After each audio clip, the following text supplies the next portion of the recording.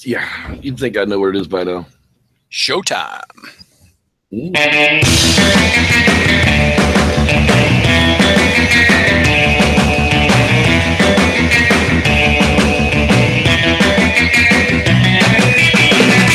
Hello, everybody, and welcome to Vinyl Power. That's right, the podcast where we talk about our love for vinyl records and share it with you. Join us each week as we bring you the latest in vinyl releases, what's in our vinyl collection, and wrap it up with epic vinyl.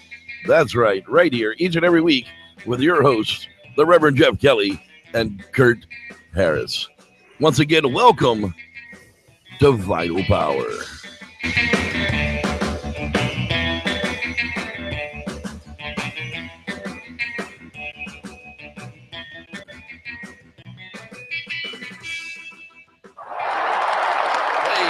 The applause button finally worked for once. Welcome, everybody, to Live Vinyl Power. That's right. I am the Reverend Jeff Kelly, along with Kurt, your friendly music man, Harris, in the great city of North Carolina. How you doing there today, sir? Doing great there, Reverend Jeff. There's nowhere I'd rather be. Thursday, 8 p.m. Eastern Time, November 19th. Another episode of Vinyl Power, bringing the passion of vinyl records and music worldwide. Worldwide. That's right. Via the interwebs. That's right. Even your grandmama can watch this show because, well, it's that kind of show. Hey, this time of the show is when we usually talk about what is going to come out tomorrow.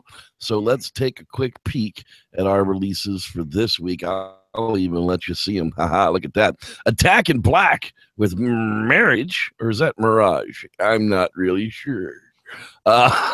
Beach Slang's coming out with We Were Babies and We Were Dirtbags. Yay. Ben Folds with Super Sunny Speed Graphic. Bully's coming back with Losing. Colleen's coming back with A Flame, My Love, A Frequency. Okay. Yeah. Destroyer coming out with Ken. I'm down with that. They did Barbie too.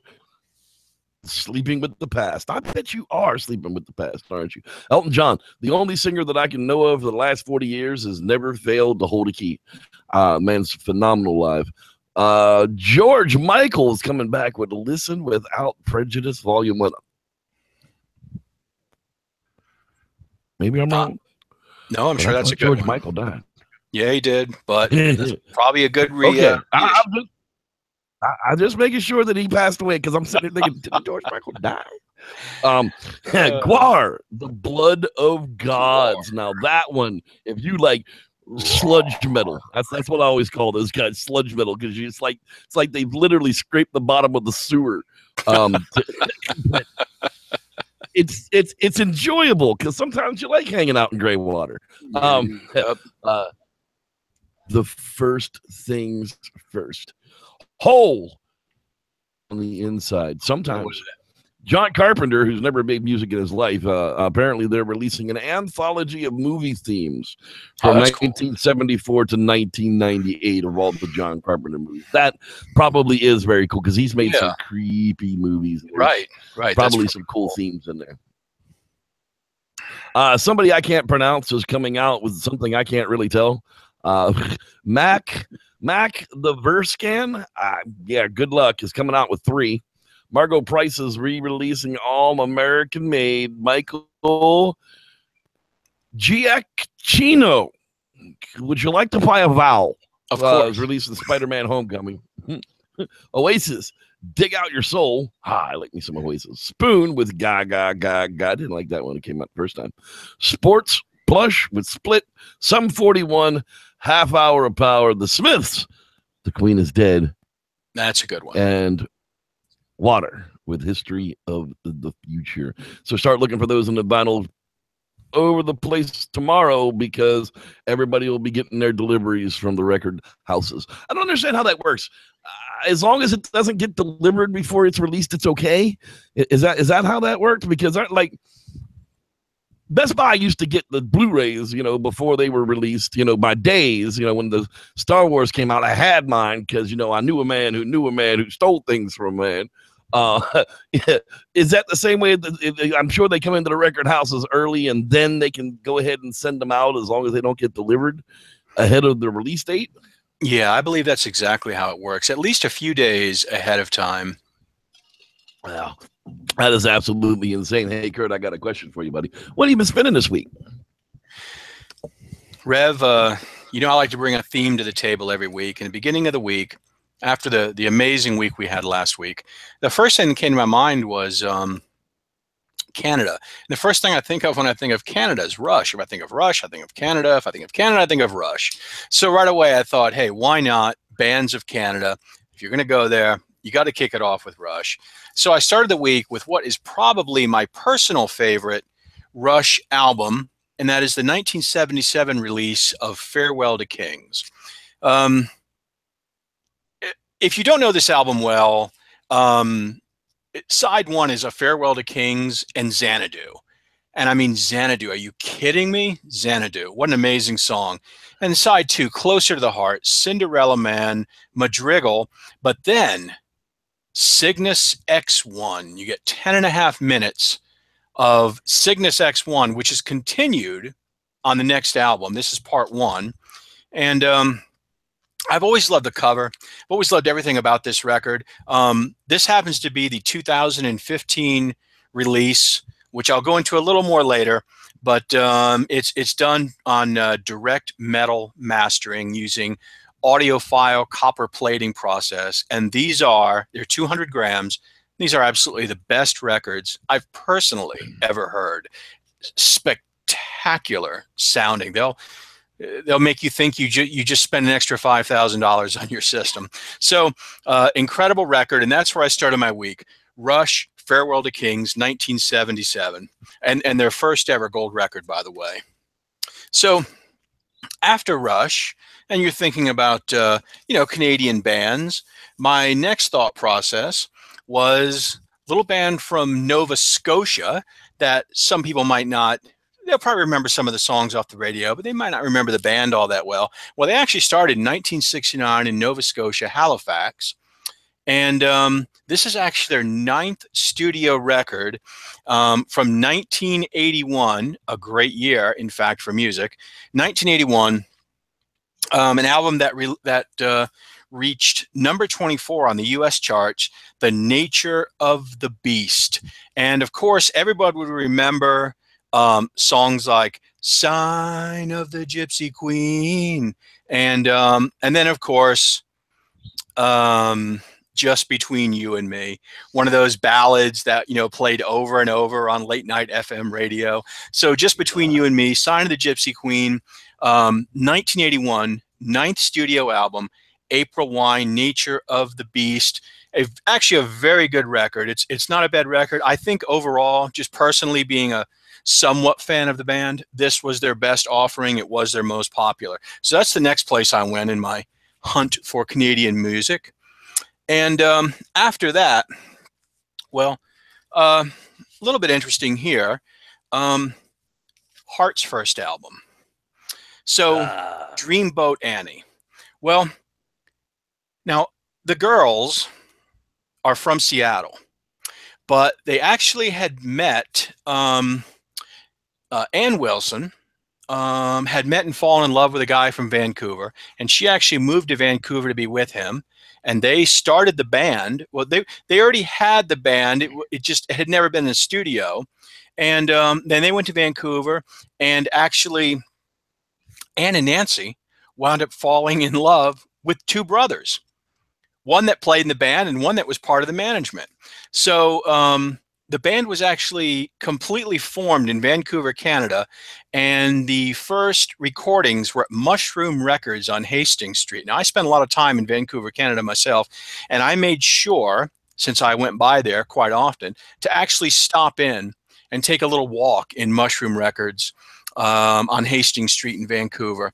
And a couple things I would say quickly about this album. Number one would be, in my opinion, Jeff and I were talking earlier about Lita Ford. Joan Jett. There's a lot of great women in rock and roll. In my opinion, just band-wise, Heart in the 70s, late 70s, before you got to the 80s, and they became more of just a kind of a basic ballad band. Their original 3 or 4 albums were just super great albums. They could go from Led Zeppelin type of hard rock to folk type of music, a lot of acoustic guitars, a lot of haunting beauty. I think this is a great record. It kicks off, the first thing you hear when you put this record on, Dreamboat Annie, is Magic Man. So right off the bat, dun dun dun dun dun dun.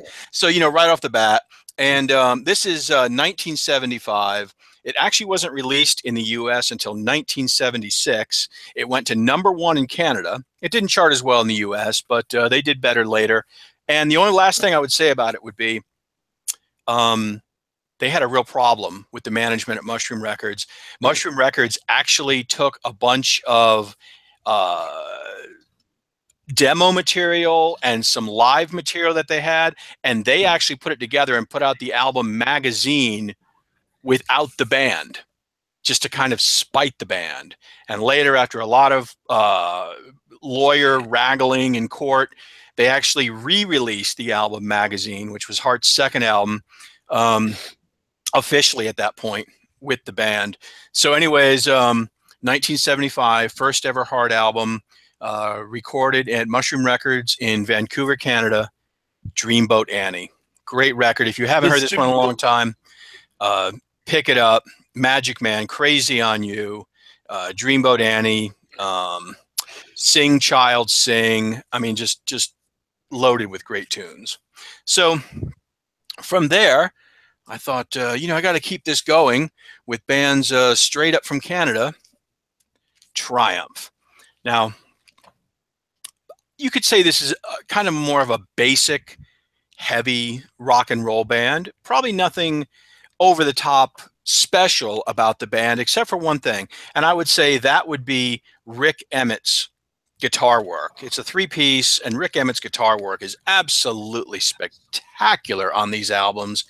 And this was Allied Forces, the highest charting, most successful album that the band released. This and the album that followed it, Never Surrender. I have both. I happen to slightly prefer this one.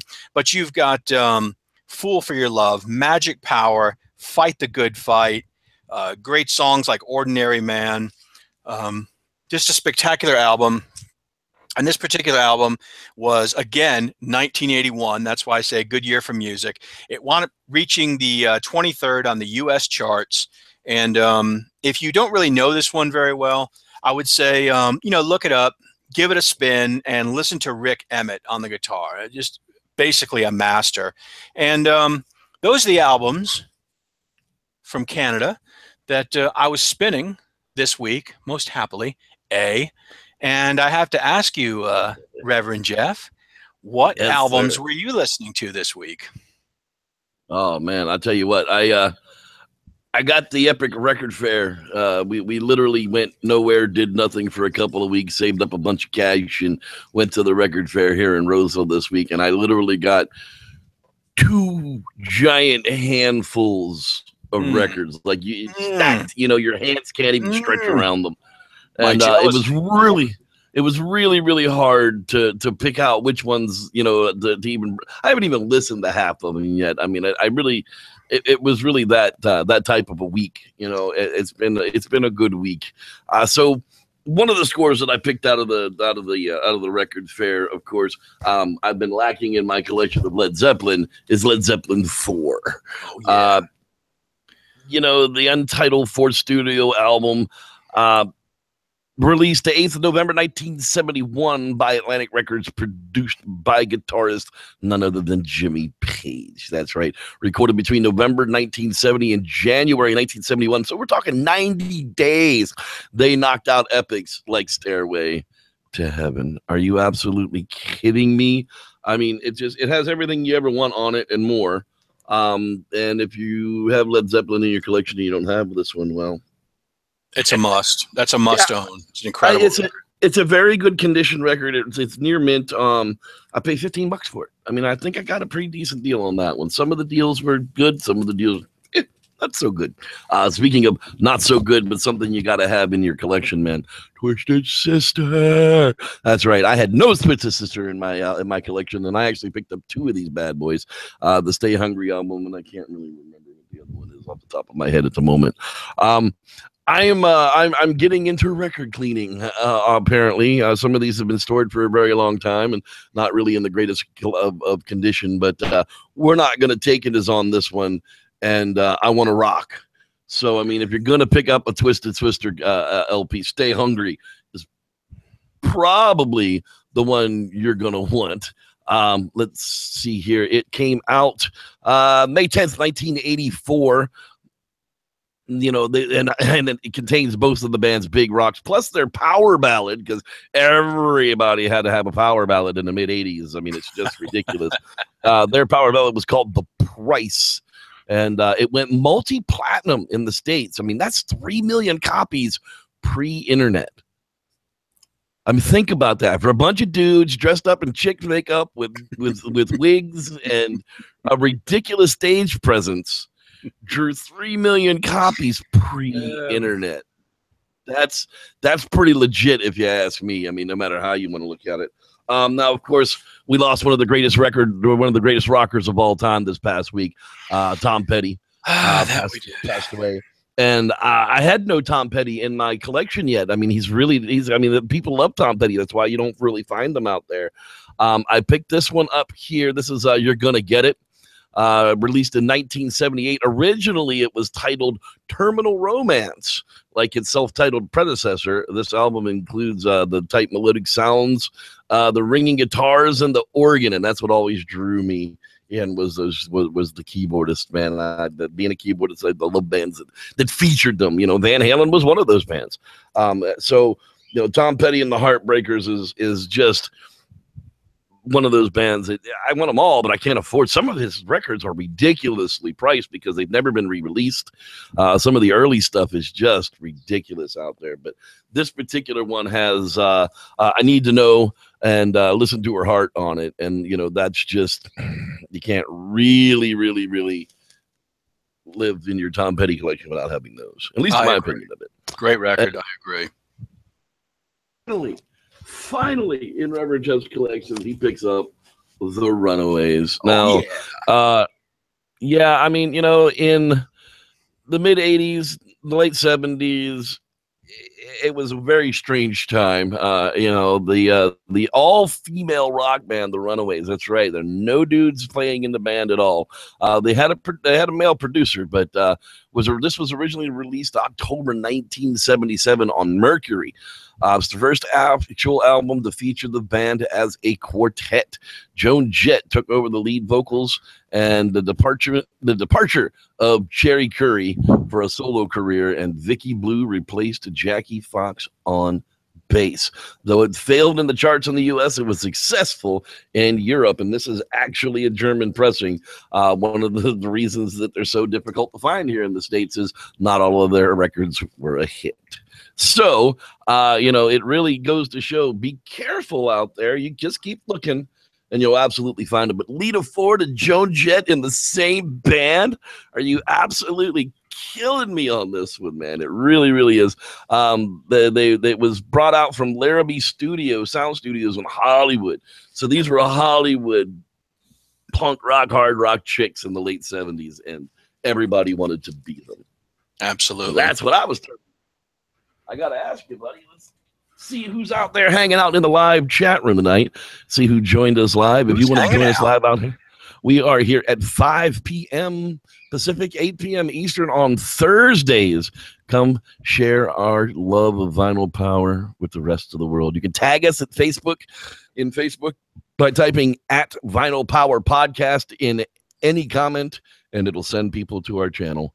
I appreciate all the help we can get. And look, it's Lance Windsor, our Canadian buddy. Yeah, he's hanging Lance. out there tonight. I hear you. He tells us it's a sad day in Canada. The lead singer of the band, The Tragically Hip, has also passed away. I saw that this morning. Yep. fighting brain cancer. He will definitely be missed. Absolutely. Mr. Rod Dupree in the place to be. Hey, dude, those batteries finally showed up today, so I do have them in my hand. Thank you very much. Wednesday night's Bigfoot podcast. Rod's one of our sponsors for the El Dorado Bigfoot Watch. Again, man, every week I get a little something on my microphone. How you doing, Ken? I'm glad you're out there, buddy. I give you a little bit of crap, but we love the fact that you're here to see us live. I'm sure Starshine is out there swinging her tools somewhere, or will be shortly. So thanks, everybody, for being here live Thursdays. That's right, because that's a good day to have a podcast. It's almost the weekend, but not quite. It's like penicillin for your ears. We'll cure you.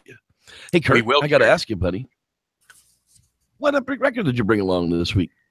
Well, it is what kickstarted me, of course. 1981, Moving Pictures. Smell it. Smell it. I want to crawl inside there and live inside it. I want to live in there. Oh, the beauty of Moving Pictures. I don't even know where you start. I mean, Geddy Lee, Alex Leifson, Neil Peart. You would think that they had already reached their zenith. Great albums like, Hemispheres. Oh, man. I mean, what a great record. Of course, Farewell to Kings, 2112, the record that really actually saved the career of the band. But, as great as all those records were, they weren't finished. I mean, they really weren't finished. 1981 on Anthem Records label. I'll never forget the first time I heard this. I was listening to FM radio here in Charlotte, and it was on a Sunday night, and I was hanging out with my girlfriend, and they said, tonight at 11 o'clock, we're going to play the first ever digital recording ever played over the Charlotte airwaves. And it was this record, and they played it commercial free. I popped in a cassette into my girlfriend's Sansui cassette deck, and I recorded it. Of course, I had to flip the cassette, but I still recorded, what I could of Rush Moving Pictures. And so I had quite an interesting introduction to this album. I've probably owned it 3 or 4 different ways throughout the years. And this is the best. As I'd spoken earlier, this comes directly from that 2015 remastered set, 12 Months of Rush, digital metal mastering, and absolutely an amazing process using a copper plating system. They're 200 grams. It's heavy to actually just hold, and I can tell you I've never heard anything like this one in particular. Every one of the Rush albums that were done that way are the best I've ever heard. This one stands out even more than Signals, which came out after it.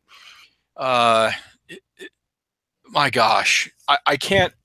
Unless you actually put this on your own system and hear the difference between this and probably anything else in your collection, you wouldn't really believe it until you hear it yourself. Just an amazing sounding record. And onto the record itself, Rush was already popular, but Spirit of the Radio came out before this, and you would have thought, oh man, Hemisphere, Spirit of the Radio, they're killing it. And then bam, Tom Sawyer. I mean, seriously? Yeah. Right, Tom Sawyer, right? I mean, it blew your mind the first time you heard it on the radio. You were like, yeah, I'm going to rock to that. But every song on here is great. Oh, yeah. Exactly. Red Barchetta. Oh, my gosh. The Camera Eye, Witch Hunt, Vital Signs, YYZ, and Living in the Limelight. The Universal Dream. So, that's right. Again, like I said, 1981, a good year for music. This actually reached #1 in Canada and #3 in the US on the charts. It was Rush's best-selling album, which makes a lot of sense. It was recorded in Quebec. They actually went through 3 studios, 2 studios before they wound up in the final recording studio in Quebec, and they used the first ever 48-track digital recorder. And they had to spend days in the studio before they even began recording, just to familiarize themselves with the possibilities of this new recording technique. So that was one thing about it. Another thing that I think is really interesting, the day before the release, They went to a FM radio station called CHUM. That's right, Chum FM, up in Quebec, and they played the entire album live from beginning to end the day before the release. I mean, who does that? That's really awesome, isn't it? Yeah, who does that? That is awesome. So I'd love to have an LP of that performance. Too bad they didn't record that. I'm sure there's bootlegs out there. I've never tried to look for one, but I'm sure there are bootlegs of that out there. But my gosh, the day before it comes out, to step into the studio and unleash this live beginning to end.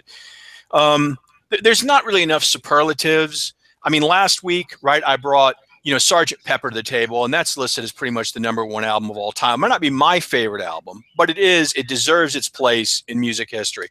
Well, this one deserves its place. Thank goodness Rush finally got into the Rock and Roll Hall of Fame, where they have belonged for a long time.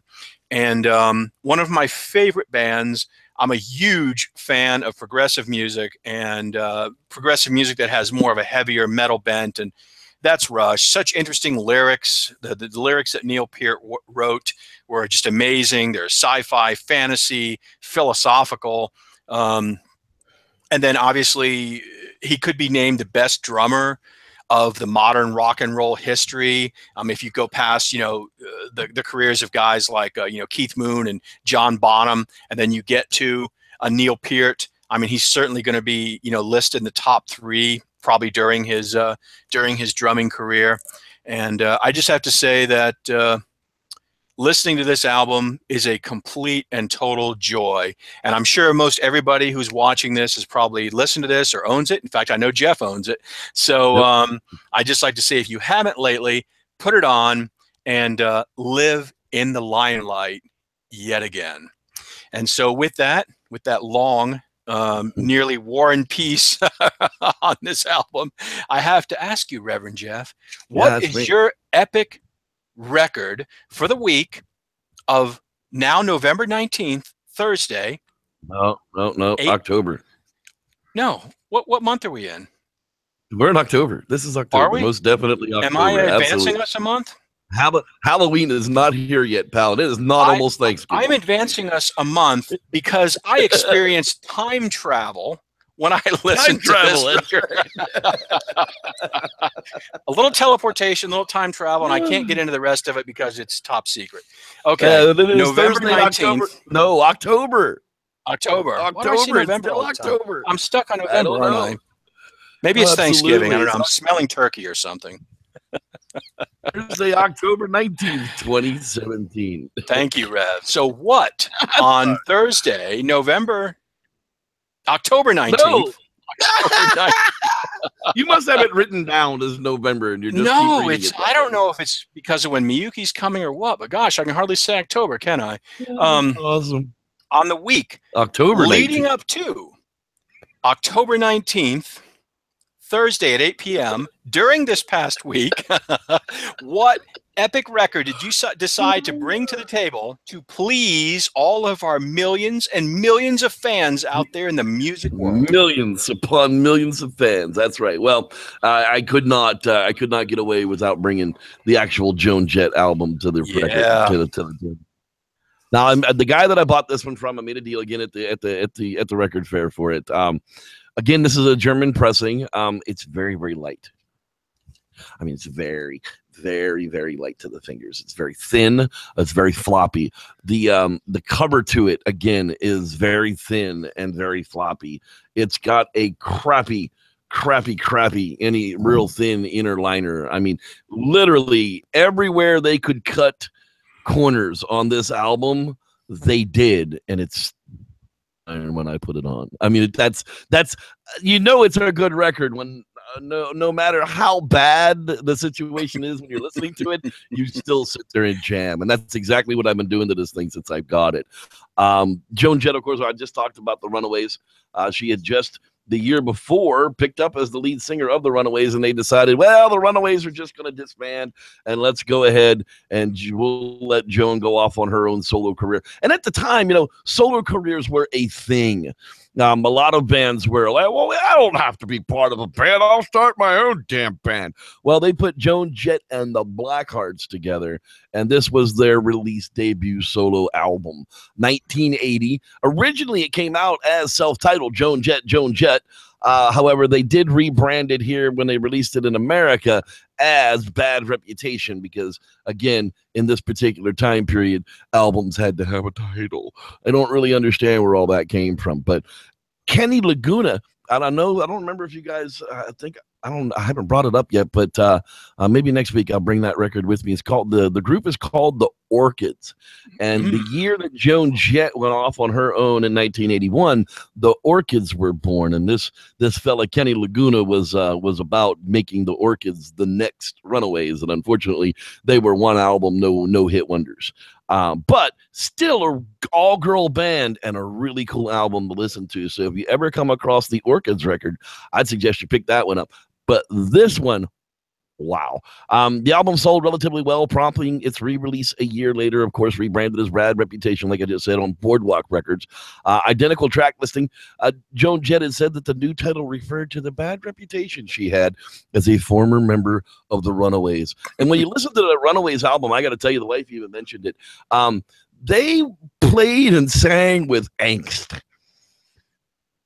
I wouldn't call it anger, but they were definitely persnickety at something. I mean, they really, really were. And Joan Jett kind of continued that throughout her career. She was just known as a hard rocking chick.